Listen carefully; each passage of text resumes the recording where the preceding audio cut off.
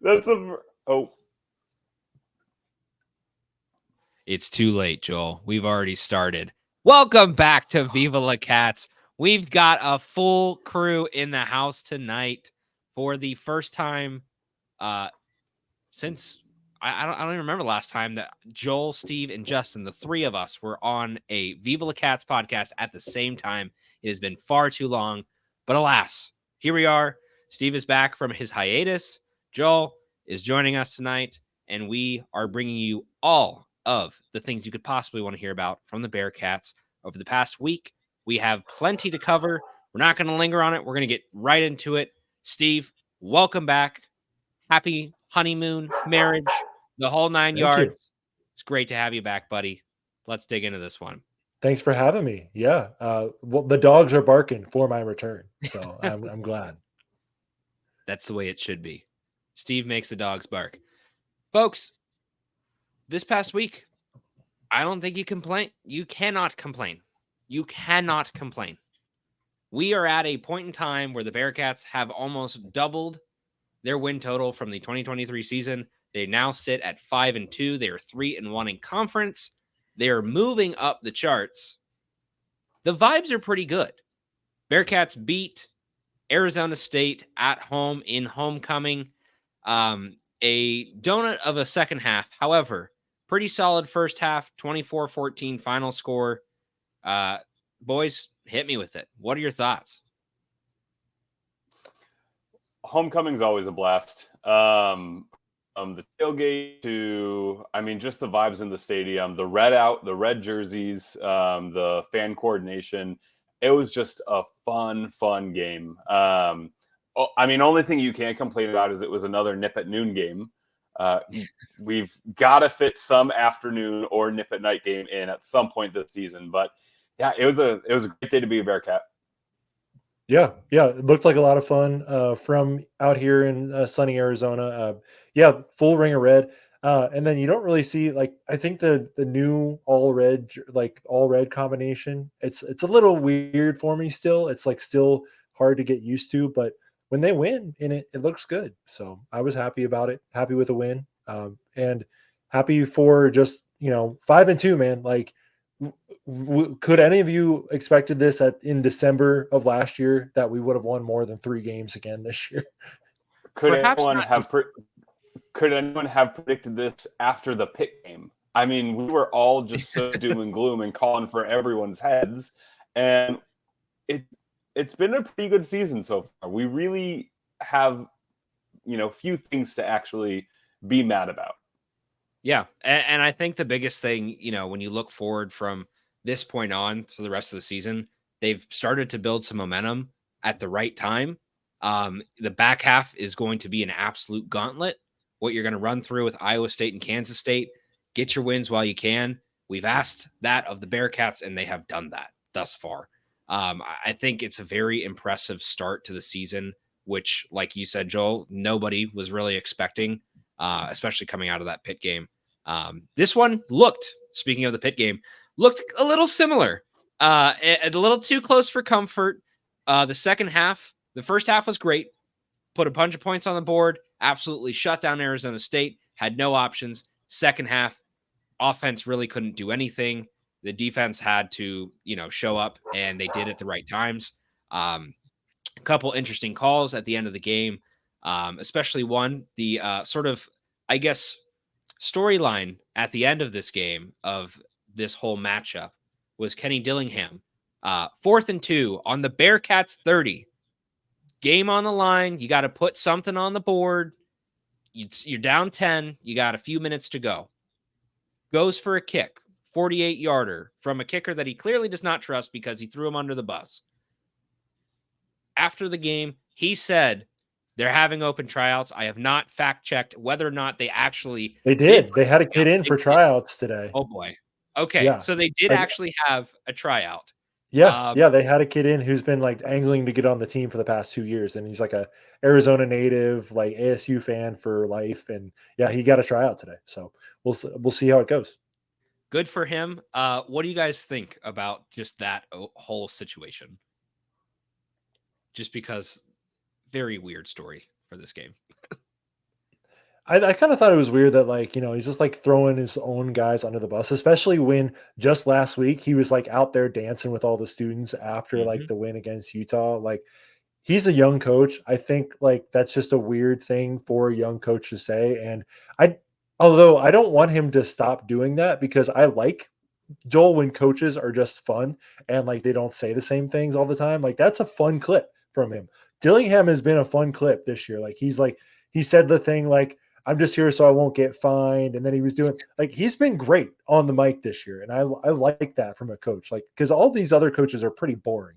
And no offense to Satterfield, but like, he's kind of boring on the mic. So like, I liked it. I liked the fire from him, even if I wouldn't have told him to say that. Like, I still liked it. Like, and as a fan, I probably would have felt the same way if my coach was like, "We need a new kicker." I'm like, "You're goddamn right, we do." Yeah. The fans are saying the same thing. It brought me back to the Mick Cronin days. Back when he was saying like, "We're gonna hold tryouts. We got our asses kicked." It just wasn't a good day for kicking. You said it was like Pitt vibes in the stadium, and absolutely it was. As soon as we missed that field goal towards the end of the first half and we were going in 24-7, everyone in our section was looking around saying, "This feels like Pitt, this feels like Pitt." And I had to go into my game from the office mode where he goes, "Shut up about the sun, shut up about the sun." That was me just saying, "Shut up about the Pitt game. Like, we need good vibes only." And luckily, yes, our defense and some missed kicks from Arizona State really helped us in the tail end. But when you look at it, yes, they missed a kick earlier in the game. You can just, from a coaching perspective, count that as a one-off. And then when you're in that situation, it's a 2-score game. You've got to score a touchdown and you've got to kick a field goal. It is a shorter field goal, so if you have any faith in your kicker, yes, you're probably going to take the points, because while nothing's a guarantee, you have a better chance at hitting that field goal than you do going up against the Bearcats defense, who has already stopped multiple fourth down conversions in that game. All conversions in that game. So I think that the odds were towards kicking, and it's unfortunate for Arizona State that they missed that, because then, of course, we just had to ice the game out. But that really worked out for us. And yeah, I mean, never want to call for another man's job, but that coach sure was calling for his kicker's job. Yeah, I think there was a lot of things, honestly, that happened during this game. I think, of course, that unfortunately ends up being a situation there for Arizona State. However, works out for the Bearcats, of course. As mentioned, the Bearcats shut down the 2 attempts that Arizona State went on 4th and whatever their situation there was. Bearcats 1 for 2 there. However, 3rd down efficiency, not great for the Bearcats. Not great for Arizona State either, though. 3rd down efficiency, 4 for 12 for Arizona State. 4th down, 0 for 2. And overall, holding them to 342 yards. They've had a fairly effective offense. Not really much of a passing game for them, but their rushing game has been super dominant. I think you did enough. You did the job. You held them to 14 points. We talked about this all season long. Is like, if you can just get back to that kind of classic Bearcats defense that was sort of part of that Luke Fickell era, where you were trying to hold teams under 20, maybe not even 20. You're trying to hold teams under 22, 23. You're trying to keep them in a reasonable range where you can actually attack and you can let your offense do some work and not necessarily have to rely on your offense having a Texas Tech sort of outing where you're scoring 40 points. You can actually kind of keep yourself in a lot of these games. And Arizona State has been good up until this game. And I think they'll still prove to be, again, much better than expectations had shown them to be. But I think with it, they sit at same as us, same as Colorado. Those 3 teams, they're sitting at 5-2. A lot of good vibes coming out of a game like that when you have a pretty tough opponent in Arizona State that people weren't expecting to have. This is one final point, Justin, real quick. Just wanted to add real quick that Arizona State didn't have Sam Levitt, their usual starting quarterback. They had Jeff Sims, who's been traveling around the country playing some ball the last couple of years. So to be honest, I think I got to give the Bearcats credit for staying strong and resilient and forcing an early fumble when we gave up a really quick touchdown drive to Arizona State to start the game. We go 3 and out. We throw that interception, and then we force that fumble. to set us up in our own in their red zone. That was huge to like turn around the tide of the game like immediately, because you kind of had a feeling like, like these two bad things just happened to us back to back. Is this going to be a long day for us? And shout out to Antoine Peak Jr. in the defense for really turning that tide around. And I think just because we were able to build up that lead in the first half, they couldn't really rely on their strong rushing game with Scattaboo, and they really had to like start throwing the ball more, which I know they didn't want to do. They just wanted to probably pound Cam Scattaboo down our throats. And I was just impressed that the defense kind of had a feel for that moment and like immediately tried to change it. And they did, because I don't know if you win this game if Cam Scattaboo runs for like 200 yards. Like you had to force them to throw, and you did it. So shout out to the defense. Well, he's been our hustler of the week a couple times so far on this season. So we knew coming into the game, he's the guy you got to shut down. And yes, their starting quarterback sat out this game, but he still had some angry runs. You know, he had that taunt as soon as he crossed into the end zone. But speaking of angry runs, I mean, Corey Connor as well. He was just inches away from trucking through a couple different people and scoring a really impressive touchdown. But it was just it was a ground game for both sides of the ball, and luckily the Bearcats, it's kind of our bread and butter. Yep. And Sorsby, running it really hard too. Of course, got in the end zone. Dude's legs still impressive every single week. I'm running the speed option, like, man, good for him. Like I don't know how much speed he really has in that speed option, but it worked. Speaking of speed, we're keeping a speedy rundown today, folks. We are moving on to the Bearcats versus Buffs. We will have a full, more in-depth preview with more detail with our friend Chase from the Folsom Frenzy Podcast. That will be at the very end of the show, so stick around for that. We're going to keep this whole thing to like 35 minutes or so. So just fast forward to the back half if you don't want to hear any of us talk. We hope that you don't. With that said, Bearcats 5-2 travel to 5-2 Colorado, playing in Boulder this weekend. The vibes are pretty good for both of these teams right now. Both of these teams, you are one game away. If everything goes right, one game away from first place. If you win this game, you are one. This is the game to get in first place right now. That requires BYU to screw up. That requires Iowa State to screw up. And that also requires Kansas State to screw up. However, you could at least get first, but if not anything else, clear and away third, if not second place at this point in the season. I would take it. Justin, what did we talk about all off season for this football team? We went on so many other people's podcasts. We talked to ourselves this whole time. What was our goal for this season? Scream Justin? it. Let's say it together. 1, 2, 3. Bowl by Boulder. That was really good. Wait, very Joel, good. How was that? 10 out of 10, Super right? insane. Like, it Joel, couldn't have been better. Yeah. Huh? So, but yeah, Justin, here it is, bowl by Boulder. Like, this is our chance to really secure a bowl game by this Boulder game. And I definitely thought that Colorado would be a little bit more banged up. I didn't think they were going to be this good by this time. And kudos to them. Like, they really waxed UCF. They won some good games. They won a close game against Baylor, but they have really bounced back after their Nebraska game. And they've been running the ball a lot more. They haven't really had to rely as much on Shadur, on his arm. I'm interested to see, though, what our D-line can do against the Colorado offensive line. Their offensive line is not that great still. It's still kind of put together with freshmen and a couple transfer guys. I kind of want to see what the Godfather can do. And then if Jared Bartlett can do some work against those boys, Eric Phillips too.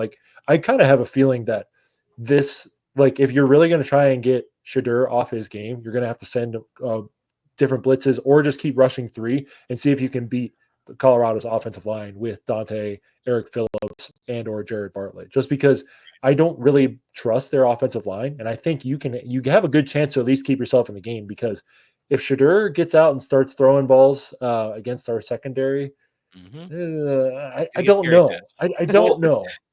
Well, and here's the thing about their offense as well. It's very one-dimensional. I mean, their highest rusher on the season only has 180 yards through 7 games. So they they don't run the ball well, or a lot at least. So it is going to be a very pass-heavy game for them. And yes, our defensive line is stout, but it's, can you break through and apply pressure on the quarterback? And can the secondary hold up their end of the deal as well? So that's the biggest concern going into this game, because we know our offense can keep up. It's more so, what can the secondary do? Yep. And this is a game too that, it's going to be star-laden on both sides. You're going to have the matchup, like Steve had kind of mentioned, of Dante trying to go up against that offensive line and get to Deion Sanders. You have Travis Hunter, most likely still in this game, was a little banged up after last week. I would assume he's still going to be full stop for this game. Yeah, However, Deion said he's full go today. So yeah, he just got a half to rest. So yeah, he was having some limited snaps too in that last game. So I'd be curious to see if he has more limited snaps this week, if that's a trend that continues, or if he's going to be full go the entire time. I don't really know what to expect there. But it's going to be fun to play that kind of team where they are very chippy, they're very loud, and they're very energetic. You're in Folsom.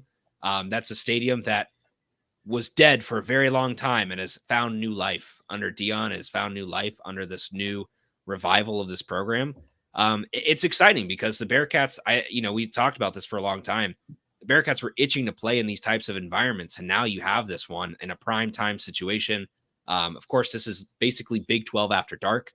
You have I think it's 10:15 kickoff Eastern. It's late. This is late. It's main ESPN. It's the only big game after the 7 o'clock, 8 o'clock games. So we'll definitely have a lot of national eyes watching this game. So it's kind of a prove it game, not necessarily, what can you do, but it's, can you pass the eye test? Because that's what a lot of people really just go by. Mm-hmm. Yep. And this is one that I think, again, if you win this game on a national spotlight like this, we've talked about trying to get the Bearcats back into that top 25, trying to get them back into the conversation where, you're looking for some later runs in the season. This is the way to do it. This is your game to go out and prove it, like you said, because if you do this now, you get your bowl game, you're set. It's going to be a gauntlet. West Virginia, they're not looking great. They're not going to be easy. They're not going to give it to you at home. And then Iowa State and Kansas State, it's going to be tough. I think with that backstretch, you just got to try to take care of this game now and win what's right in front of you. And it's been a week-by-week thing all season long. It's going to continue to be a week-by-week thing, and this week is going to be a tough game. But I think the Bearcats can do it. I think you guys believe the same way. We'll see how all of that goes. We will do our Viva La Cash picks in the back half here. But before we get to that, do you guys have any last comments on this matchup here? Someone told me that we should eat Rocky Mountain oysters if we lose, and I'm like, I'm not going to criticize food because obviously everyone does that to us, but that was something I had to look up. I was going to say we just eat a Denver omelet and just have fun with it, but I'll criticize food. How do they have oysters? I feel like Colorado's landlocked. Where's their ocean? This is a good question. I feel like oysters from a pond probably don't taste too good. So I think so too. I know you touched on it a bit in your interview with the Colorado guys, but one quote that came out today from Deion was about Cincinnati. They're not flashy, they're not sexy, but they get the job done. Cincinnati's playing good. Statistically, we're right there with each other. There's not too much reading into that. That's a compliment. Like Deion is complimenting this Cincinnati program of being a good team. And so, we've had a couple of different coaches say, oh, Nippard's not that loud. Like, oh, Cincinnati's not that good of a program. And, basing things off of last year, yeah, they kind of have a point, but it's a new season. This is a new team. And to have Deion, of all people, who has been in the media so much for both positive and negative things this year, to have him give the program a compliment, it speaks a lot to just the job that this team has done at this point in the year. Who would have thought that one of your first real compliments of the year came from Deion Sanders, of all coaches? Yeah. But here we are. This is the last thing that I have on football before we get into the back half of the show here. But wanted to bring this up because did a little bit of research this past weekend, and I thought this was fun to bring up on the show. We have some movers. We have some big-time movers. Big 12. We could just put this in the Big 12 head-to-head. However, we're just going to do it now. The biggest movers right now in the Big 12 as compared to the preseason media polls to where they currently sit, BYU has moved up 12 spots from their initial projections. Cincinnati has moved up 9. Get at your Bearcats. That's what I'm talking about. And Arizona State has moved up 9 positions from their initial pick at the beginning of the season. That's some great positivity for some teams who really need it. Things are looking up there. And if you want to talk about winners, you got to talk about some losers. You know who's some big fat losers? Utah, Oklahoma State, Kansas. All of these teams, Kansas rightfully back in the sewer where they belong. Utah in the sewer where they belong. They thought they were going to run shit in the Pac-12. They did run shit in the Pac-12. They thought they were going to run shit in the Big 12. Well, guess what? Welcome to the Big 12, buddy. You suck. It's not going very well for them. And Oklahoma State just straight up stinks. Like, pinch your nose stank. They're 0-4 in Big 12 after being picked to be like second in the conference this season. Second, third, whatever. Not great for them. Those movers, Oklahoma State down 13 spots, Utah down 10, and Kansas down 7. Tough sledding. Tough sledding. It was a good time to break out that Utah post, by the way. Utah fans saying we should be kicked out of the Big 12. I mean, brother, look at you. You're right in the thick of it with Houston, and you play them this weekend. And I forgot to add that part in the tweet, to be honest. So if you come at the Queen City, you best not miss. That's right. That's right. Tell them, Joel. You best not miss. And guess what? Somebody else came to the Queen City, and they missed. That would be little brother, big brother, little brother, whoever you perceive them to be. Ohio State visited Fifth Third Arena for a charity exhibition game and promptly got their tush handed to them. Final score, 80-62. Bearcats put it on Ohio State in a preseason game. Of course, it doesn't actually mean anything per the season, but it does a lot for your hopes going forward. Ohio State is a team that was projected to be a potential Sweet 16 team, projected to be a top 25 team by the end of the season. They look good enough. And the Bearcats, I think, just honestly, it's incredible with how many turnovers we had in this game and how sloppy the Bearcats were in this game. They crushed them. Like, you clean up those turnovers, you're looking at a completely different team. This is a team that could have just absolutely just ripped the brakes off of this train and just destroyed Ohio State. However, still good enough game. You win by 18 points. Satisfactory victory. Feels good really early on to just get that kind of test. Of course, it's not a road environment, but you're playing a tough team. You're playing a power 4, 5, 6, whatever we call it in basketball nowadays, team. You're playing a team that's actually worth a damn really early on. That gives you a little bit of extra oomph for when you have to go play teams like Dayton, when you have to play teams like Xavier later on in the season, in non-conference. And I think that preparation can only do good things for you. Yeah, I mean, it's an awesome win, but it's definitely more of a moral win than anything that'll show up on any stat book. But it is really good going into the season of, hey, like, come at the Queen City, you best not miss. Yeah. How about CMOS stepping in and hitting 2 threes, 12 points. Dylan Mitchell, 12 points. That block right into that dunk was probably the highlight of the night. I'm just wondering, Justin, did Ohio State intentionally tamp down or not allow this game to be televised because they didn't want to see us beat them so badly? Just a thought. You know, it's not even a thought. I think it's an actual fact. You know, we're in the age where we accept opinion for fact. We're accepting that as a fact.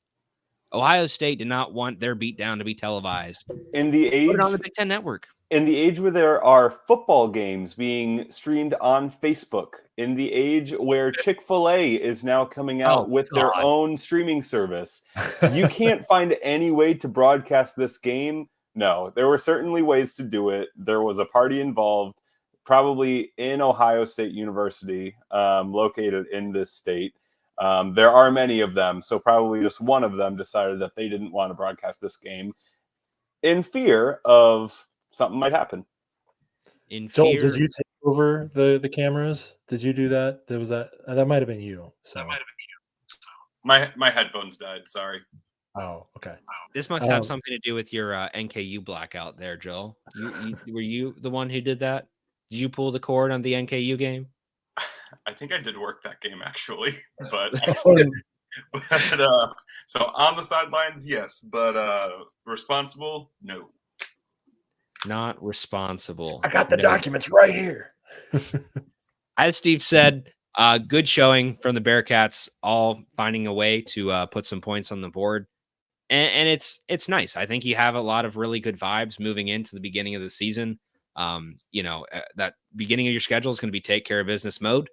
Get out there, put some points on the board, show what you got, keep your guys healthy, don't do anything stupid, limit your turnovers against dumb teams, and move on. Wait for the big opponents. But I think we all feel pretty good about them. I think what we got moving forward, the hype is there and everybody else is buying into the hype. Let's hope that they can back it up and stick with it. Gentlemen, it's time. Guess what? You get to do whatever you want as long as you don't make noise because you get to go to the background. That's right. It's time for my show. It's time for my show where I show y'all the best shirts for this week from our friends, Charlie Hustle. Say goodbye to their faces. We got a great shirt for the Cincinnati Bearcats. Of course, script Cincinnati. Joel is going wild. You can't even see it. Colorado, you got Folsom Field in the frame. Looks fantastic. Both of these shirts available on Charlie Hustle's website at www.charliehustle.com. Go to their collegiate page. Check out all of the Big 12 collections. Check out all of their collegiate collections. They have plenty of great wares for the season. It's getting colder. We've got some crisp air. Maybe you want to go pick up a long sleeve or a hoodie or a jacket. Some of the teams, they've got full-on like varsity jackets for. Some of the teams are just hoodies, but they've got something for every team in there on their website in long sleeve, short sleeve to keep you comfy in the warm and cold weather. We're in that flex period right now. If you're in the sun, it's going to be hot. If you're in the shade, it's going to be cold. You got to have both. Why not go get something from Charlie Hustle? Support your team. Find something great from there. Colorado fans, if you're listening to this show, check this one out. This is your beautiful field right here with the beautiful mountains, the Rocky Mountains in the background. Pick it up. Use that promo code 101215. That is 101215 for 15% off of all non-sale items. That is good as long as we keep giving you this ad. Gentlemen, it is time. Steve has the glasses on. We are getting some good old degeneracy going right here. We have, at last, Joel's got the bow, Steve's got the glasses, I've got the cash. Folks, it's time for Viva la Cash. Bring me the money. Gentlemen, Money, please. We want the money. Guess who's going to give it to you? This Colorado-Cincinnati game. This is a great game to bet on because it is a very even split. Could go any way, but the line right now for this game, Bearcats, the dogs, once again, this point in the season, 5.5-point dogs on the road at Folsom Field. Does Colorado have enough to go out and win by a touchdown against Cincinnati? I don't know. I hope you guys don't think that at this point in the season because we feel pretty good. 5.5. Joel, hit me. What are you taking? Did the Bearcats cover? Well, here's the thing. That's an inflated line because when it opened, I think Colorado was only around a 3-point favorite. But so much money is always placed on Colorado that got inflated. So at 5.5, absolutely take the Bearcats. I might even wait until Friday just to see if it gets inflated even more. Because if it gets over if we get 2 more points and it gets over a touchdown, give me the Bearcats all day. I am interested though in that over, Justin, just because the last time we were in like the general vicinity of the Mountain Time Zone was at Texas Tech. We did play, them, and we scored 44 points. I know Texas Tech's defense is a liability. We scored 41 points, excuse me, but I'm kind of interested in that over a little bit. And we'll see, of course, if the elevation affects this team at all. But yeah, I mean, Bearcats have proved that they can score, and Colorado is a team that has proved they can score. So it has the makings of another Tech game for sure. Yep. The other thing too is Shadur is going to be stat padding at the end of the game if they're up, just because he's trying to win a Heisman. So exactly, and he's got to be competing with Mr. Genty up there in Idaho. Exactly. So with that said, it sounds like with my vote, this will be a unanimous over from the boys on this one. But guess what? My vote's not going to go that way. This is going to be the under. Y'all can take the over. I don't care. I'm taking the under on this week. I think two teams where you'd expect that you got to have some crazy shit going on in this game. It's going to get rocky. It's going to get fudgy. This game is going to be an under. Taking it right Justin, now. It's Big 12 after dark. Come on. I know it is Big 12 after dark. And guess what? That's a time for the Bearcats defense to show up. Taking the under. Justin, I've been disappointed in two things tonight. The first is me not charging my headphones. The second is you taking the under. Boo to you, sir. Boo to me. Well, guess what? Y'all are going to find out when I end up with some points and y'all don't. Moving on. The spread. What is our pick here? Joel, official pick for the spread. They cover. Bearcats cover. Joel, got it. Cool. Steve, yeah. Bearcats cover. Cover. Cool. Yeah. All right. They cover. Yes, we all agree they cover. And the money line, of course, if we ever don't pick the Bearcats, sad times. I think we all got to pick the Cats here. Am I right? There's only one time I've ever picked against the Cats, and it was the game that they won last year, the Houston game. So, wow. I picked against them and they won. So, maybe it'll be a cold day in hell the day that I pick against the Bearcats. Absolutely. Agreed. Joel, I drafted UCF over UC in my team draft this year. So I'm dumb. Well, and guess what? Look where that has gotten us, Steve. Yes. Yeah. Guess what? You get the stinker later when we get to dive into our Big 12 head-to-head, because you get to get caught up on just how bad you picked, Steve. Guess what, gents? We have some bets this week. Each of us get two. We're going to make them quick. Joel, give me your first one this week. Oh, okay. Sorry. I'll give you. I keep muting myself so the audio doesn't echo since I'm just going off my laptop. Fair enough. All right. Give us your first one. My first one. It's also my embarrassing line of the week because the Utah-Houston over-under is 36.5, which is lower than Northwestern and Iowa. Wow. That seems ungodly low. So I'm going to take the over in that as well, just because it feels like easy money, but yikes to 36.5. Not great. Big yikes. That is a big yikes. I'm going to give my second one. We're going to go across the screen and make this a nice sweep there. Guess what, folks? Boise State, I think they're legit. You know who else is surprisingly legit? UNLV. Guess who both plays this week? They play each other. Boise State at UNLV. Boise, a 3-point favorite. Justin, that game is in Allegiant Stadium. Yeah. What's your point?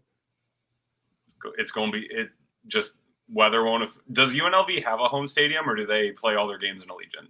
That is technically their home. Yeah. Gotcha. Okay, cool.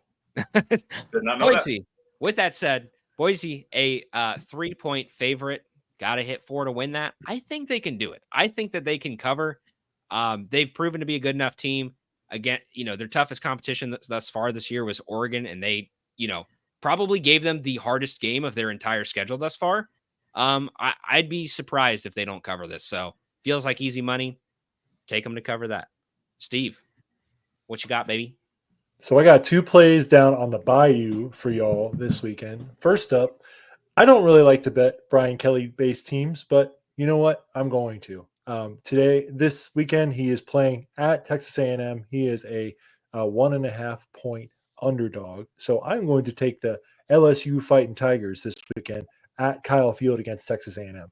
Both of these teams have not lost since their opening weekend losses that the whole country saw. And so both these teams just kind of got to be quiet and go away and, build up a nice little resume there. So LSU has gotten a lot better over the last few weeks. I do think they have the goods to beat this Texas A&M team. This Texas A&M team really has not played anybody. You could also argue that for LSU. So it's kind of surprising to see both of them at the top of the league, even though they, like I said, neither have really played anybody yet. So with that said, I'm going to take the Fighting Bayou Tigers of LSU, and I'm sorry that I had to pick a Brian Kelly team. Am I really a UC fan? Like, I've picked against them. I picked UCF over them. I'm cheering for a Brian Kelly. I'm betting on a Brian Kelly team. Like, am I really like the Antichrist on this show? Marriage has changed you, Steve. That's true. It's true. Joel, I don't know. hit me with it. What's your last one? Steve, if you're the Antichrist, call me the savior, because I am rooting against former coaches. Penn State, 6.5-point favorites over Wisconsin. They will easily cover that. Wisconsin has a false sense of security this year. They have 3 straight wins over Purdue, Rutgers, and Northwestern, who are all dog doo-doo teams. I think that Penn State easily rolls. I love it. I love it. I like that a lot. Boys, here's my last one. Guess what? Illinois plays at Oregon this week. You know what that line is? This is some holy shit 21. numbers. I 21.5. Yep. 21.5. Guess what? Illinois, pretty good. Oregon, also pretty good. But I don't think that Oregon is good enough to just cream them by 3 touchdowns. I would take Illinois to cover 21.5. That feels like one of the safest lines I've seen all year. I would be amazed if this game is not within a touchdown. Steve, I like that. Hit me with my final one will be the ULM Louisiana Monroe Warhawks playing on the road. This is a sickos game of all sickos games. They are playing on the road at South Alabama. It'll be a 7:00 kick and beautiful, or a 5:00 kick, in beautiful Mobile, Alabama. Now, here's the thing to me, too. Money line 215. I'm not taking the points. I'm taking the money line. They are a 7-point dog, but Brian Vincent, former interim coach at UAB, has got his boys playing hard. He beat UAB earlier this year. UAB, by the way, is just awful. So if you need a team to fade for the rest of the year that looks like they've quit, fade against UAB. They are just terrible. Fade the Dilfmeister. That's right. That's right. But, the thing about this game, too, that I like, there's 2 really good names on both sides. One is Fluff Bothwell of South Alabama. I haven't really heard much from him recently, so I don't know if he's hurt. He was up there with Ashton Genty in the first couple weeks of the season, but has kind of not really been able to stay in the relevancy, so I've not been able to follow up with him. But I want to point out real quick, Louisiana Monroe's quarterback, General Booty, that is his God-given name, and he has led the Warhawks this year to, I believe, a 5-1 record, with their only loss being to Texas. So I don't know why they are really a 7-point dog here to South Al. So I'm just going to say they go ahead and win outright. So ULM plus 215 on the road. That's a sickos game right there, brother. Anytime you're betting on Louisiana Monroe, that's sickos. That's sickos games. But I feel like we've got a pretty safe slate here. Maybe we should just all just go in on a parlay here. Just put them all together and bet one big string and see what happens. We can make some money here, boys. We can make some money. That's what we like on the Viva La Cash. Well, guess what? It's time. It's time. We've got some games. Joel, I just want you to give me all of these games right now. There's some electric games this week. Hit me with all of them right now. All right. Well, we are in the point of the season where we have games going on right now as we're recording on Tuesday night. So there are great games every day of the week, but specifically this Thursday, Syracuse at Pitt. We, of course, are going to keep rooting for Pitt, believe it or not, because that just makes our loss look even better over time. Friday, like you said, Justin, we've got the Boise at UNLV game in Allegiant Stadium, which is their home stadium that I did not know. And then on Saturday, we've got 24 Navy visiting number 12 Notre Dame. This is the separation of church and state game. We will see who comes out on top.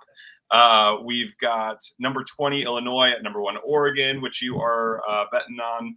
A lot of people were picking Oregon to lose at Purdue, or not at Purdue, but against Purdue last week, as they're kind of welcome to the Big Ten. You're not a member of the Big Ten until you lose to Minnesota or Rutgers in the middle of October, November.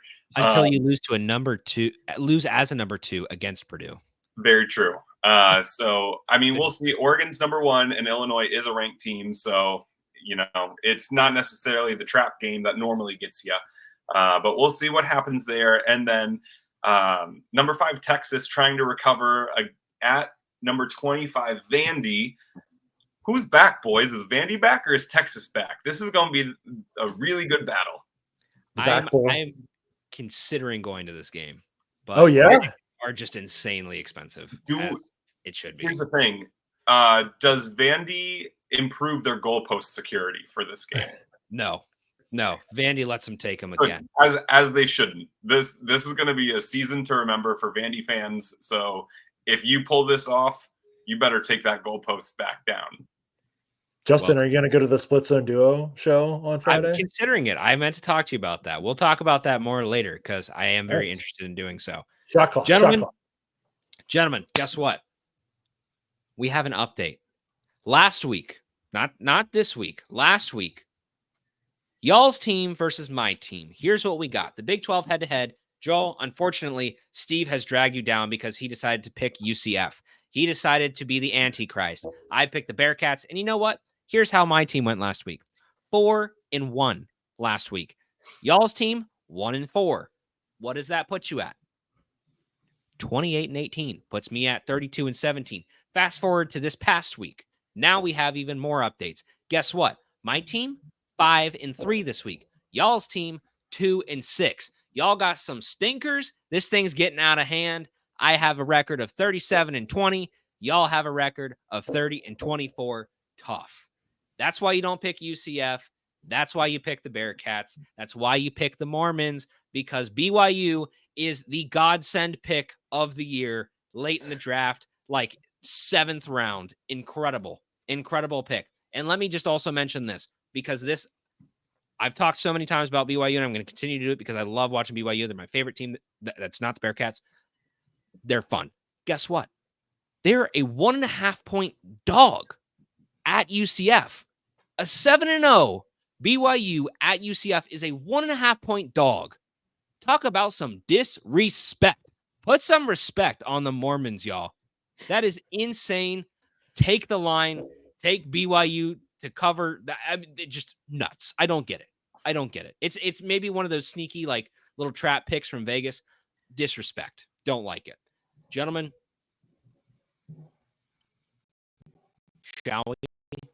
shall we just get into our awards? Let's do it. Let's do it. Joel, kick us off. Well, speaking of UCF, we are going to go to our Charlie Hustler of the Week. It is a dual award this week going to RJ Harvey and Ja'Curry Brown, who is their backup quarterback. They combined for 350 rushing yards and 2 touchdowns each. UCF total had 354 rushing yards. So, I mean, they were both just absolute bell cows. Very, very, very good there. Guess what? We got an aspirinaholic. You want to talk about sweating out the end of a game? How about sweating out at the end of a game in Provo? Big 12 after dark, folks. That's what we're talking about. It's Oklahoma State suffering their 4th Big 12 conference game loss to BYU to save the 7-0, save the undefeated season. Retzlaff puts an absolute dime straight down the center to Lassiter. Lassiter dances around premarital sex. He dances around alcohol and all the other things that every other college athlete's going to engage in. He dances around it all and goes right to the end zone and saves the undefeated season, putting them up 35-31. Beautiful ending, but wow, that had to be nerve-wracking if you were sitting in that stadium. Joseph Smith was helping him out there that night. Oh, yeah. Steve. Mormon God, yeah. Who's our bozo? So our bozo of the week is Neil Brown. So let me just tell you what he did to start off this week. So previous week, he lost on the at home to Iowa State. They were wearing their Coal Rush uniforms. Whole stadium showed up in black. They were shaking hands with Miners before the game. Good atmosphere. They lose. So here's what he says on Monday after being asked about the 3 losses. I get that they want to win, but what I would say is, did they have a good time? Did they enjoy it? It was a pretty good atmosphere. I'm assuming they had a pretty good time tailgating. So if they're in the deal for enjoyment, then I would come back. when he's talking to his fans about why they should keep coming to games. And what did West Virginia go out and do this week? They lost. They were only down by a touchdown at halftime, 17-10. They ended up losing 45-18 to Kansas State on Big Fox in front of the nation. They lost that way. Not great, and not really make your fans happy as well. And he also left himself open for Coach Pat Narduzzi, who beat him this year in the backyard brawl, to tweet out, "What a wonderful day!" And aren't you all? Did you enjoy it? And it just absolutely roasted Neil Brown. So I think this guy's back on the hot seat again. He was on the hot seat to start last year, got himself off of the hot seat with an 9-4 season, and then I think he's back on again. So he's my Bozo of the week. Fair enough. Joe, finish us out. Well, what makes fans have fun and have a good time more than points? And these two teams scored for 94 combined points. It was Baylor, Texas Tech. Baylor pulled it out 59-35, but whew, what a shootout. Questionable butt bowl, and also questionable honorable mention Bozo of the week for Texas Tech's defense, because letting up 59 points to Baylor, this year's Baylor, not great. I mean, one of us three, we could probably play the Sam Mill and Mike and Will linebackers for Texas Tech right now. Like they got I was a pretty good free safety in flag football UC intramurals. So just there you go. Texas there Tech. You go. I still got some eligibility left. Get you some NIL money. I will be a man in the field. That is about all I will provide. Gentlemen, traffic cone. It is time. We are on the last segment before we get to our interview with Chase of the Folsom Frenzy Podcast. Screwed it up in the interview, and I'm going to screw it up again. Steve, it's time for that weekly Bearcat Sports Wrap-Up. As we always look forward to, we have missed your sweet, sweet voice giving us the 2-minute or less rundown. So please, with no further ado, hit us in 3, a 2, a 1. Bearcat Sports Wrap-Up. Here we go. Volleyball got swept at Baylor and lost 1-3 to TCU to move to 2-5 in conference play. Unfortunately, their next match will be hosting Texas Tech this Thursday. Trick or treat night at Fifth Third Arena. Get out there. Women's soccer, they drew Colorado on Thursday and lost to Texas Tech on Sunday, both at home. They will finish their regular season this Friday night at UCF and will play in the conference tournament next week, as long as they stay top 12 of the league. So that probably means you need to beat or draw with UCF, but why not beat them? You know, we're used to beating the Knights in Orlando right now, so let's do it again. Baseball, they have 2 open scrimmages this weekend. So if you want to see some fall baseball in Cincinnati, the closest you're going to get is going down to UC Baseball Stadium and watching them play each other. So, because it's not going to happen anytime soon on the banks of the Ohio, unfortunately.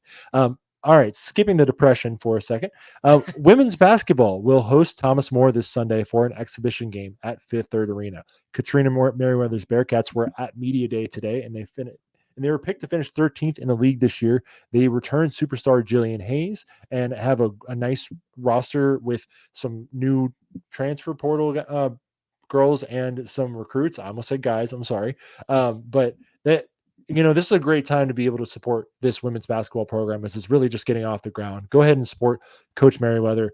They're going to make this a lot of fun, and they're going to make it a lot of fun to be a fan of UC women's basketball when it hasn't always been. So go out there and support them. Swimming and diving, they unfortunately dropped their match against Northwestern last Friday night, and they will travel to Morgantown next week to swim against the Mountaineers. Will they swim there, or will they just fly there? I would hope they would swim there.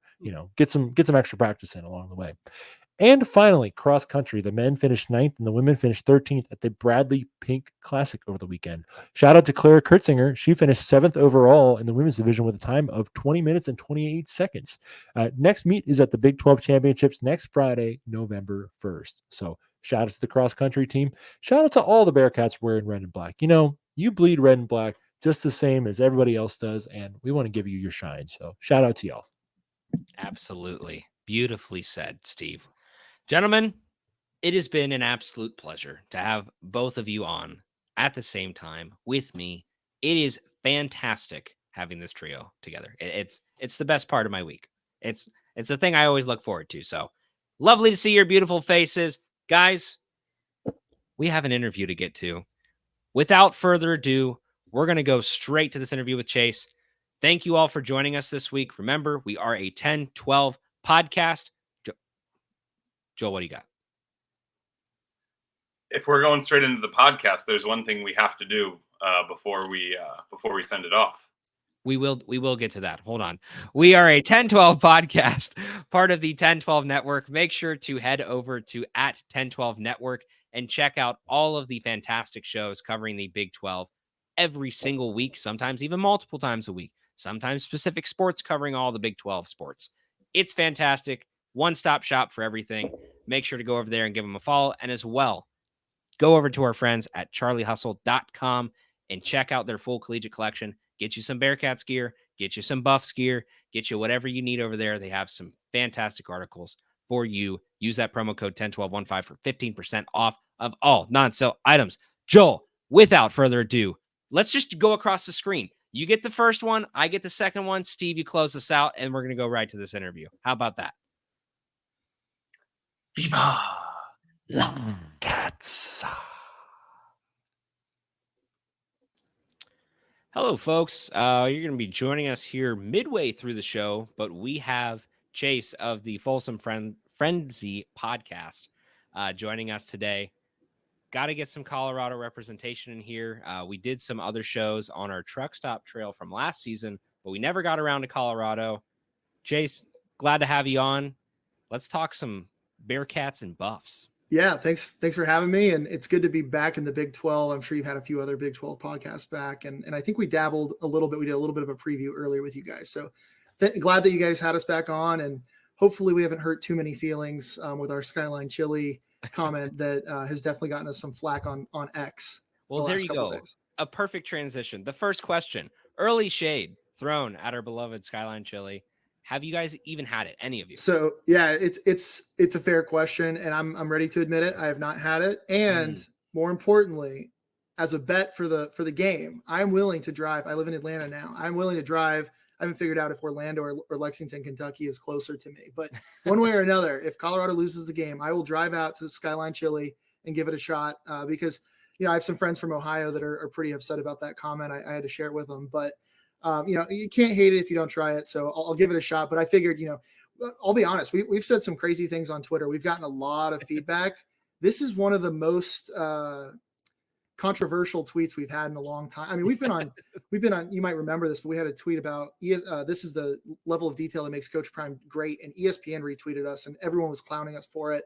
And this tweet did not quite get that much people in our mentions, but this was definitely one that we did not expect to cause as much ire as it has, for sure. Yeah, it's you poked Skyline Chili, you poke the bear. Right. That's just how it goes. There's a lot of things that Cincinnati people can let go, but it's one of those things that, especially if you haven't tried it, people are just going to be pissed off because It's like, that if somebody's tried it and they don't like it, you can accept it and move on. But so many people hate on it and they don't even know what it is. So win or lose, you should still try it. Fair enough. I will try it, but I will drive out to Lexington to 6 hours or whatever it is and go give it a shot if Colorado loses this game. So that's my commitment to you all in good faith.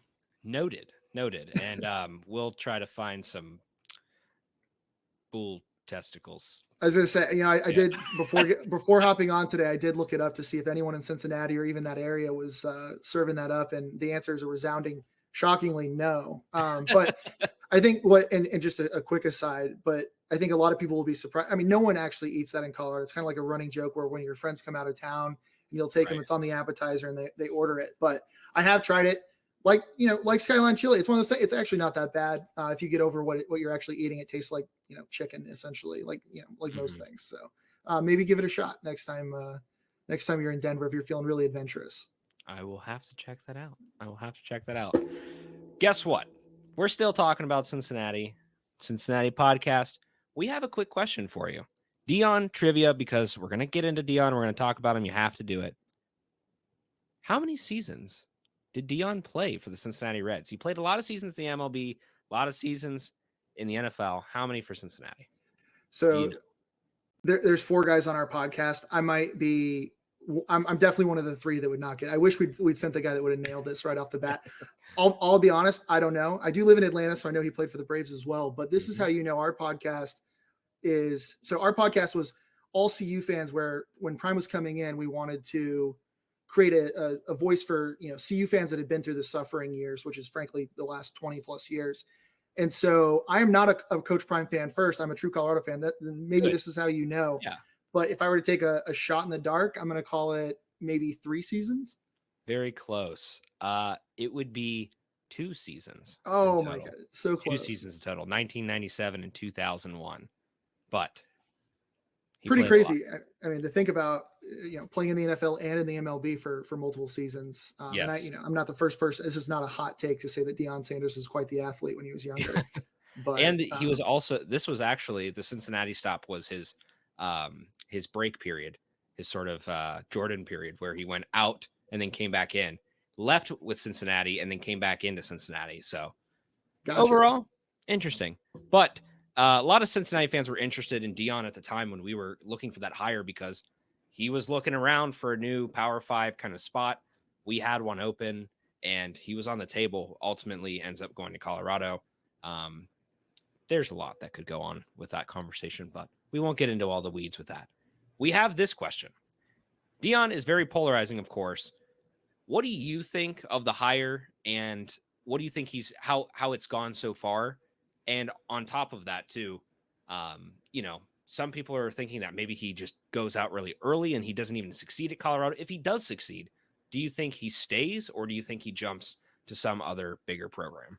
Yeah. And this is a question we get a lot. And even, my coworkers ask it. Anyone that finds out I'm a Colorado fan, asks this question. And I think it comes down to a couple things. One, we will never, if Coach Prime left tomorrow, I would tell you that it was completely worth it, because Colorado was so horrifically bad. And it's so bad that, most people listening to this podcast that are predominantly Cincinnati fans probably didn't even think about Colorado, right? Because you guys were playing in the playoffs, and Colorado was very, very lucky before Prime came in to get one win. It should have been an 0-12 season. And frankly, that might've been a better storyline for the national media if he was coming from an 0-12 team to but regardless, I remember when the rumors were swirling and they talked about Cincinnati and the connection there, and they talked about USF, if you remember that, and everyone was like, he's gonna go to Florida. That's the obvious hire.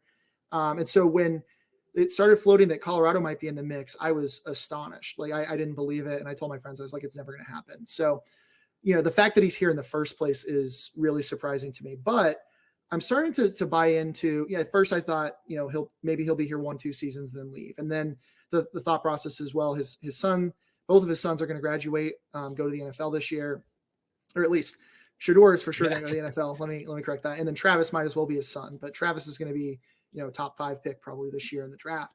And so I could see it. He's had some health issues. I could see him leaving after this year, but I don't see him leaving for another program, even if we're really successful this year. And I'm starting to think that we might be. So I have a hard time believing, if you're the University of Florida, you are going to pay a bunch of money to fire Billy Napier, but are you willing to pay the money or, and commit to Coach Prime, because his buyout, from Colorado is pretty significant. And, Colorado, like I said, was in a position where we had nothing going for us. And so we were able to say, you know what, Coach Prime, you come in, you run the show.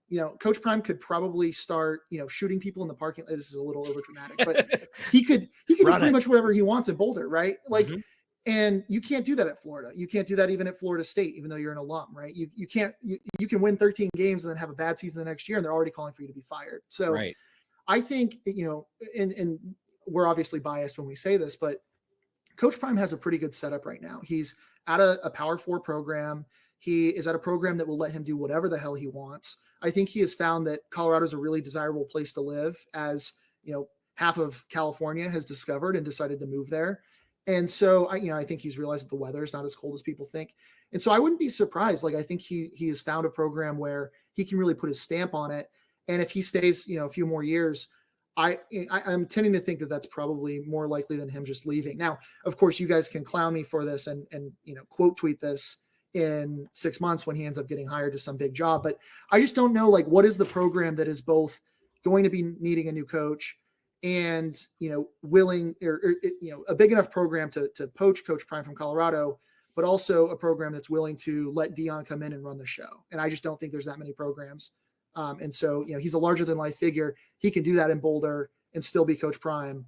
And Coach Prime could go 6-6 for the rest of eternity and never get fired from Colorado, because that's just where Colorado was. And remember, this is a pretty proud program historically, right? Won a national championship in 1990, but or half a national championship. When people come after us on Twitter, we split it with Georgia Tech, but still, had a Heisman winner in 1994. And so this is a program that has had success, and I think Coach Prime can get us there. And I think he likes the motivation and sees the plan for that. But I don't know, maybe he'll leave. If he does, I'm really happy and glad that he was here for the time that we have him. Speaking of players that are here for the time that you have them, bought versus built. This is a big thing that I think, like, if you look at Dabo and his whole mantra with Clemson, and then you look on the complete opposite end of the spectrum with Deion, you have the really heavy use of the portal versus purely recruiting out of high school, and there is no in between. I think Deion, of course, has to set up some kind of form to get high school players in, but so far the presence has been really, really heavy on the portal. What do you think of that? Do you think that that is the best way to build the program year in, year out? Or do you think that it's going to have to really start to rely on a lot more high school recruiting in order to kind of get this thing more consistent? Yeah, I mean, it's a good question, because Coach Prime is a brand, and this would get me some flack from some of the really big Coach Prime stands that, will follow him wherever. But I don't know if Coach Prime is building a program designed to develop freshmen, all the way through their senior year. I think they are a program that brings in guys like Warren Sapp that can really help you accentuate what you're already good at. But not to say, Jordan Seaton came in, he's a 5-star. They ended up getting him to flip an O-line prospect, and he's come in and it was a little touch and go there early, but he was starting as a true freshman. Now he's dominating. You'll see him on Saturday. So I think that's going to become more of a focus, but you have to remember that when he came in, that this program was completely devoid of talent, because Mel Tucker left to Michigan State. And obviously we know how that worked out, or at least, college football fans know how that worked out. Yep. But when he left, he took all of the talent with him. The cupboards were bare, and Carl Durrell came in, and most people don't even know that name, but he was our head coach for 3 seasons and was terrible and didn't recruit. And so when Coach Prime came in, there was nothing. There was no talent. Like Christian Gonzalez transfers to Oregon after being on the Mel Tucker roster. And now he's a top corner for the Patriots. But the problem was, Coach Prime came in and there's no talent. And so that's not something in a world where you are able to go in and rob the transfer portal and get all these guys to come in day one, it wasn't popular, right? Everyone saw the video on YouTube where he told the people, yep, my Louis coming in, right? And it lost us a lot of people that were like, oh, I'll cheer for Colorado. They've been terrible, right? I got a lot of people on the Prime hate train early. And so on one hand, that kind of sucked. But on the other hand, you look at where the guys that were on our team transferred to, very few of them transferred to Power 4 schools, and even less are starting. Our quarterbacks kind of starting now at the University of Nevada 2 years later. Guys went to UTEP, stuff like that. These were not Power 4 guys on this team. And it showed when they went 1-11 and got very lucky to win that one game. And so I think if you're coming into a program that is that devoid of talent, you have to go through the transfer portal. Now it'll be interesting next season. You're losing Shador, you're losing Travis. Your wide receiver room is really, really good right now. It's going to get worse next season if you don't restock the cupboards. I suspect that we're probably going to go for a quarterback transfer in the transfer portal. I don't think that's something that we're going to develop. If we get a 5-star, great. They've been talking about Juju Lewis flipping from USC. At this point, I don't think it's going to happen, but I really think we're going to go to the transfer portal there. But we're starting to build some guys and develop some guys. But I think we have a problem where if I'm a senior in high school, do I really believe that Coach Prime's going to be at Colorado in 3 years? Everyone on national media, more than any other team, you got Skip Bayless basically every week talking about Coach Prime at some point. And the mantra is, Stephen A. Smith, very recently was like, Coach Prime needs to get out of Colorado. He can't succeed there, which I think is probably not true. But, it's hard for me to see why, if I was a senior in high school, if I really believe that Coach Prime's there for the long haul. I don't know. I think that's definitely a negative there. I think we're developing guys. It's going to be a long process, but it's so easy to go hit the transfer portal. I think that's when you're a brand like Coach Prime, you can get guys to come in and transfer. I think they're going to keep doing that. That's very fair. And I mean, I think Cincinnati has definitely seen its fair share of portal work over the past 2 seasons, because, this is a program that traditionally had always tried to recruit a lot of Cincinnati area kids and really focus there. And now the portal's wide open. You have so many opportunities. There's a lot of guys who come in from a lot of different Power 5 programs And you see just how important it is to get those guys in, because when you can sort of plug and play, you can fill the spots in your roster really fast. You can fill those holes very, very quickly. So it does seem to be an effective sort of process. We'll just see how that kind of nets out and if that really works long term. I mean, we're still in the very infant stages of the portal. So I got another question for you here. We're going to start transitioning now into the game. I know we said we're going to take 15 minutes. We're going to keep talking because you're giving me a lot of great information. Yeah, I apologize. I'm running on. Yeah. I think it's great for the pod. I think our listeners are going to learn a lot, and Cincinnati fans are going to learn a lot. So here's something that we've all been wondering, because I wanted to make this trip. Steve wanted to make this trip. I know plenty of people that wanted to make this trip. You go to Colorado. If you have a friend out there, great. You can stay with them. Cool. Flight, it's going to suck. You're going to pay for it. However, the one thing that you felt like you might have been able to just get by and accept for this game was a ticket. The ticket was like $350 in the off season. And that was just an immediate no-go. This was like my go-to game. I saw Colorado on the roster, going to Boulder. It's going to be a great time, going to have fun. $350, not happening. I think for the very devout people who have the money to spend on it, it's great, but it is $350 is a lot to ask. And so we were kind of curious if Colorado fans knew why this game was so expensive. I heard it was like a family weekend thing. I don't know if that's attributing to it. Why was this ticket so expensive, and why am I screwed now because it's like $130 instead of $350? Yeah. So quick story. I actually don't know. It might be family weekend. I don't think this is our homecoming game, but no, in fact, I know it's not our homecoming game because it was Baylor for whatever reason. So I have had season tickets for a long time, and they used to beg you. They would beg you to buy season tickets because who the hell wanted to watch it? Sickos like us, right? The guys that made this podcast. And basically that was it. And when we were students, we got our origin was we would literally go around and like try to bribe students to come to games. Like we would give them free stuff to come to games. It was pathetic. And now, my sister's a student there now, couldn't even get a student ticket. It sold out in like, you have to claim them every game. And they were gone in like 5 minutes. She missed out on it. Right. So that's another component of Coach Prime. Now I have season tickets now, and I decided early on, this was a game I couldn't go to, and I sell one game every year, and it basically pays for my season tickets. This was the one I sold. So I sold them for $350. So believe me, I know this was the most expensive ticket. And I think part of that might be, I think, a lot of Cincinnati fans are coming out. My understanding is Cincinnati travels pretty well. But all of the tickets since Coach Prime has been there have been really, really hot tickets. And Cincinnati, for whatever reason, was the most expensive.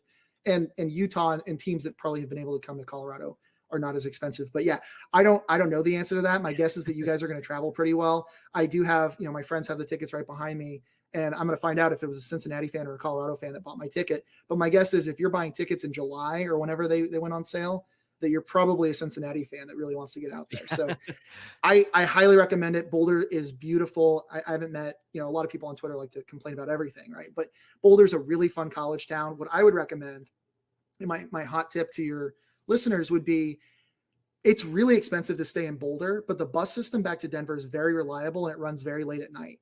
And you can stay in Denver for it's not totally inexpensive, but it's way cheaper. So what I would do is fly into DIA. There's a bus that goes directly from DIA, the airport, right to Boulder for like $8. It'll drop you off right in front of the campus. Go explore Boulder for the day, whatever. Figure out what you have to do with your bags. I don't know. I didn't think about that. And then, you can stay in Denver and save a lot of money.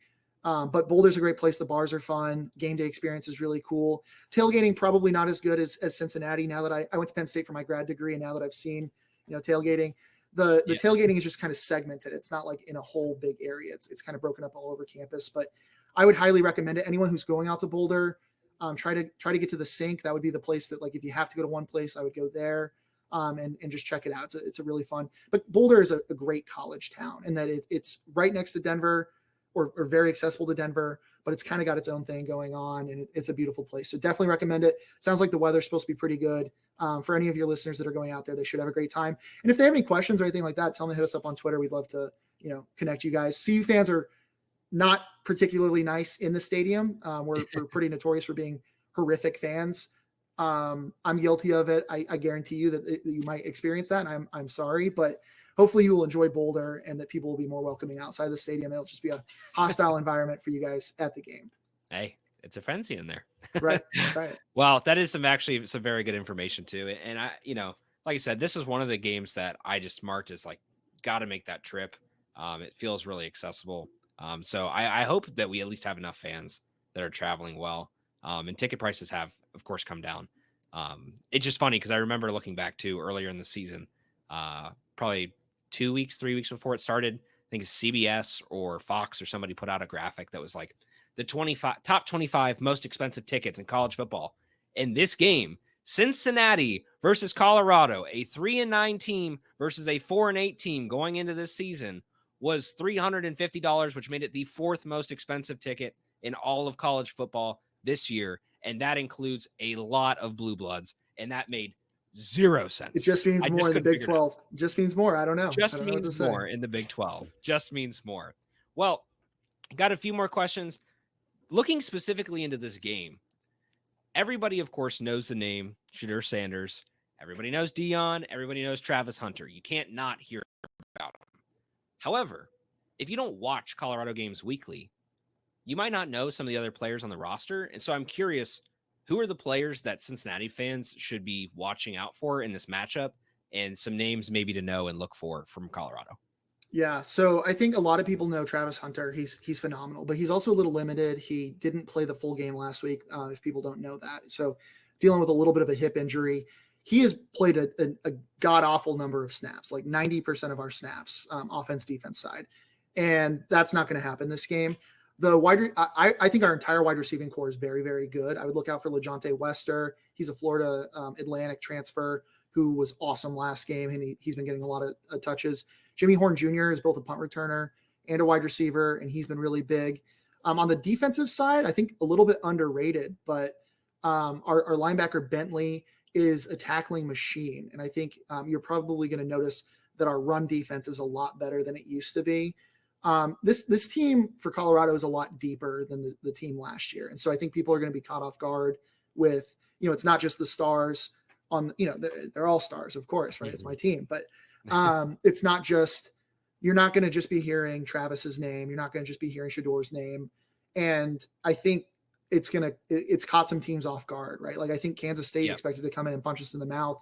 That was a close game. Like, that could have gone either way. And so, that's kind of, I think, like if you were to ask UCF fans who told us that they were going to run all over us, right? Levonta Bentley was a tackle monster, and our pass rush is a lot better than people realize. Warren Sapp is now advising that group. And so I think those are the names that I would keep an eye out for. Hopefully we can establish the run, but it's been a kind of a mixed cast of characters as far as that's concerned. Fair enough. Colorado has already eclipsed their 2023 total. The Bearcats did the same. Of course, much in part to a lot of the star names, like you just mentioned.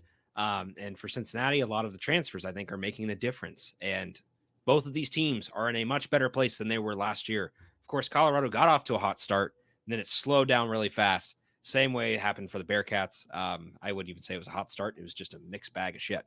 However, last year, not great. This year, going fantastic in comparison.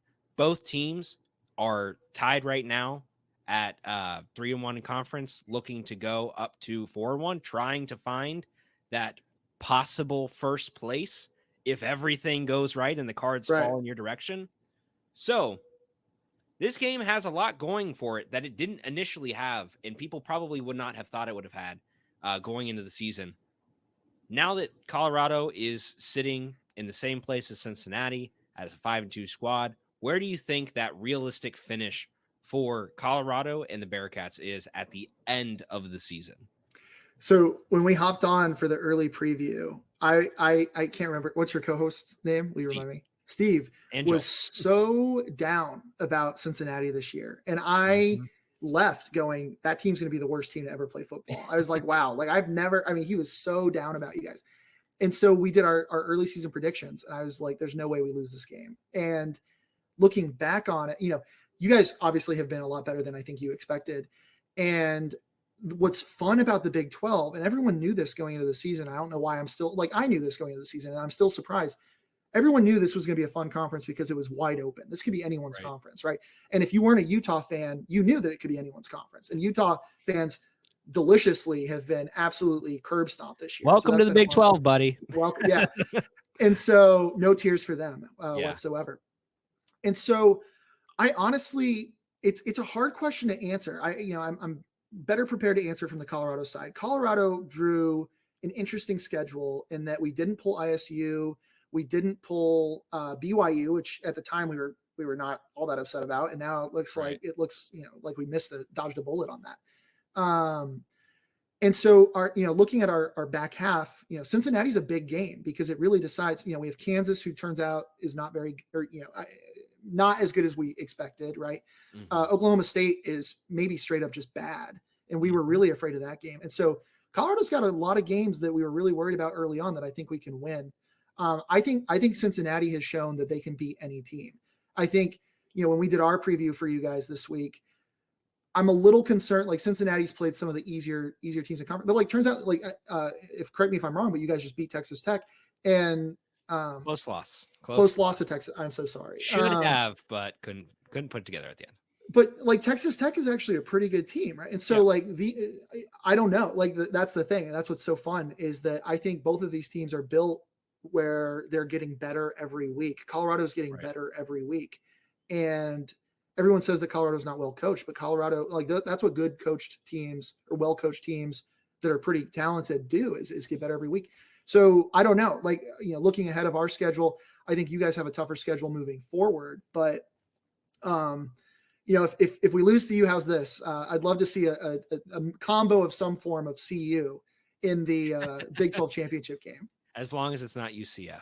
Yeah, absolutely. Yeah, 100%. We took care of them, at least from our end. So, and likewise. Yeah.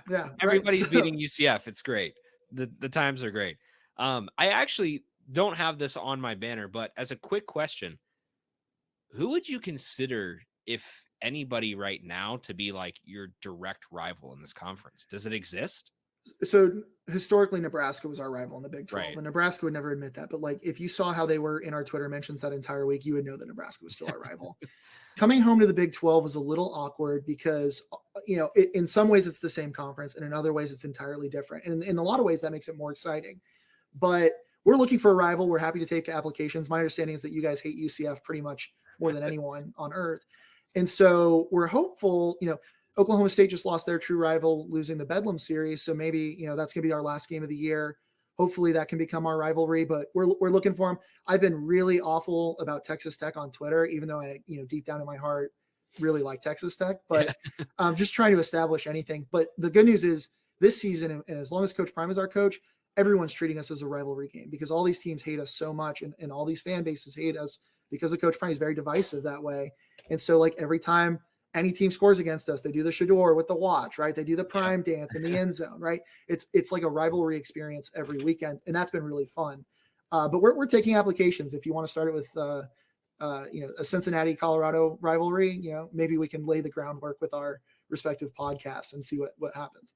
Fair enough.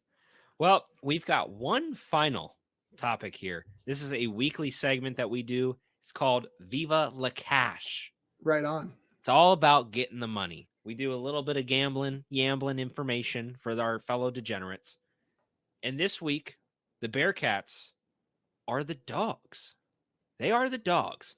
5.5 point underdogs against Colorado. Of course, you're going to expect that on the road. You have two fairly evenly matched teams. However, total is 57. It's going to be an interesting one. So I'm curious. You got to give me your picks. We're going to add you to this week's Viva La Cash. I want to know, first of all, hit me with the money line, and I understand either way. Yeah, I'm on Buff's money line. Yeah. And my basis for that, I think Colorado's top end talent is gonna make the difference in this game. I think, especially if Travis is healthy. Mm-hmm. If I were a defensive coordinator playing Colorado, I don't know how you cover all of our weapons, wide receiver wise. And if we are able to establish the run at all whatsoever, I don't know how you stop that. For that reason, I also kind of like the over in this game. Although that over at 57 is so high that it feels pretty icky to me. So I'm going to cautiously say the over at 57, and I'm not going to touch it. I also like Colorado on the spread. I think this game might get a little bit more, after we dominated Arizona, we dominated UCF, and it kept really close with Kansas State, which I think is a really good team. And maybe I'm wrong on that, but I tend to think that Colorado might pull away with this one, especially at home. That's just how I see it. I'm on all of those bets other than the over. I'm not touching the over under at all on this game, but that's where I'm at. Fair enough. I would give mine, but you got to listen to the show for that. So thank you so much for joining us, Chase. It was great having you on. We haven't had any guests on in a while. So first one, I think, actually, even for this season. So welcome to the show. Thank you, like I said, for joining us.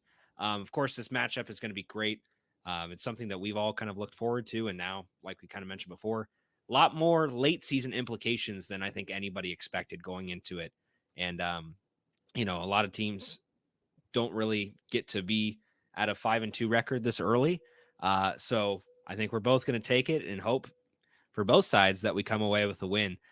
Regardless, like I said, it was fantastic having you on. Learned a lot, got a lot of very good information about Colorado that I didn't know.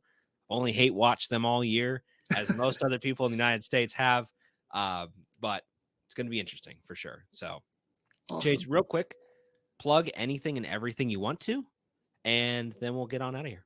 Awesome. Yeah. Thanks for having us on. Give us a follow at Folsom Frenzy Podcast. We are like 20 subscribers away on YouTube from being able to monetize. So if you could give us a subscription, we'd really appreciate it. Doesn't cost you anything and helps us, move the podcast forward. So thanks for having us on.